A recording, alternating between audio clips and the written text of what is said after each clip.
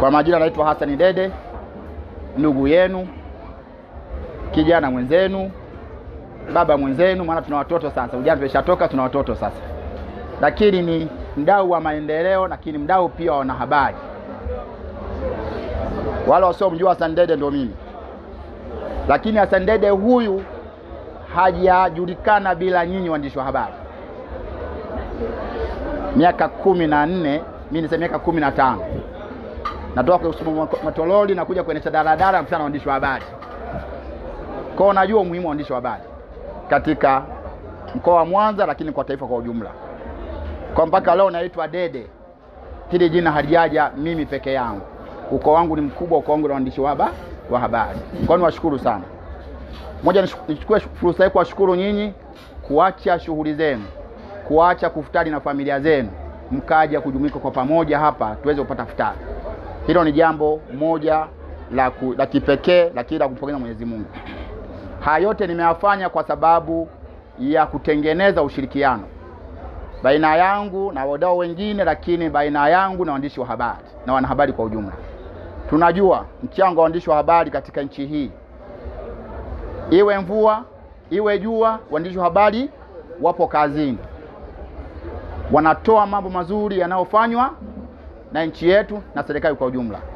Kwa nikaona si vyema kipindi hiki cha mwezi mtukufu na kipindi cha Kwaresima niweze namna gani nzuri tuweze kukaa pamoja, tukafutari pamoja, lakini pia na kuwashukuru kwa sababu mwaka tunakwenda tumeanza mwaka mwingine, lakini pia ni Ramadhani nyingine.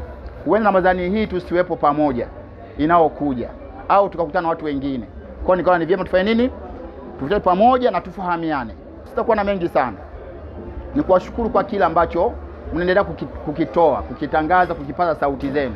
Hususan mimi najivunia kuwa na nyinyi.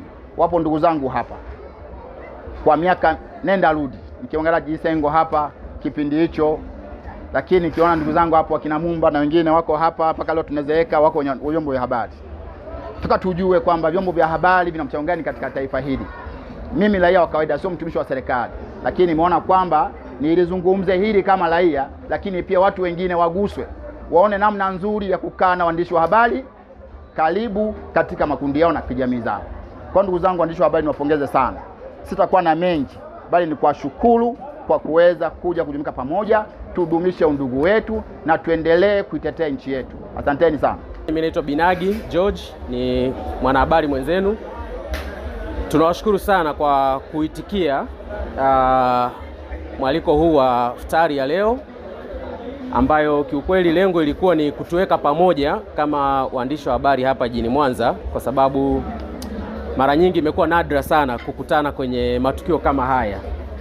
Kwa hivyo tunashukuru sana kwa kuitikia wito, lakini pia kipekee kabisa mtu mwingine ambaye napaswa kumshukuru kwa nafasi hii ni ndugu yangu hapa, anaitwa Hassan Dede.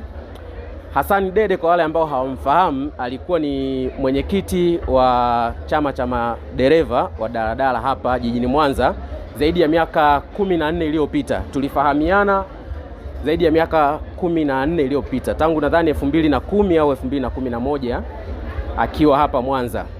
Na baada ya hapo akatoka kutoka hapa Mwanza, sasa hivi ni mwenyekiti wa chama cha wasafirishaji wa madereva wa malori pamoja na mabasi Tanzania, masafa marefu ndani ya nje na nje ya nchi.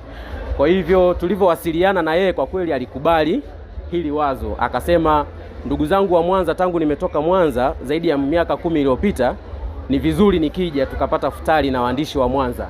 Kwa hivyo kipekee tunakushukuru sana ndugu Hasani.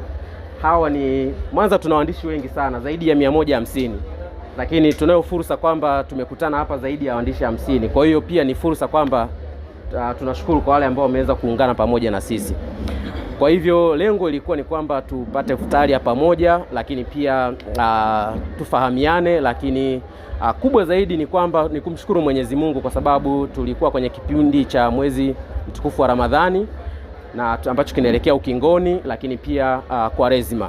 Tunafahamu kwamba waandishi tumekuwa sisi ni kufanya kazi ya kukava stories za watu wengine, lakini kwenye matukio ya kijamii tunakuwa tunabaki nyuma, either kwa kuachwa au kwa kujiacha.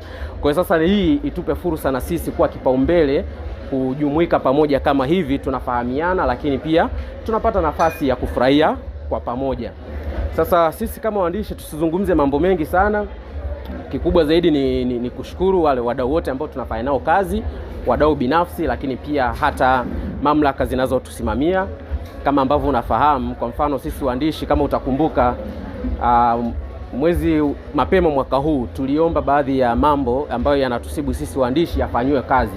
Kwa mfano kama mnakumbuka, tuliomba ada za usajili kwa waandishi wa habari wa mtandaoni zipunguzwe, na tunashukuru kwamba naibu waziri mapema mwezi wa pili alilitangaza hilo kwamba ada zimepungua kutoka 500,000 mpaka 50,000. Kwa hiyo ni fursa pia. Kwa hiyo tuko hapa pia kushukuru kwa hilo, na tunaomba changamoto zingine ambazo tunakuwa nazo basi ziweze kufanyiwa kazi.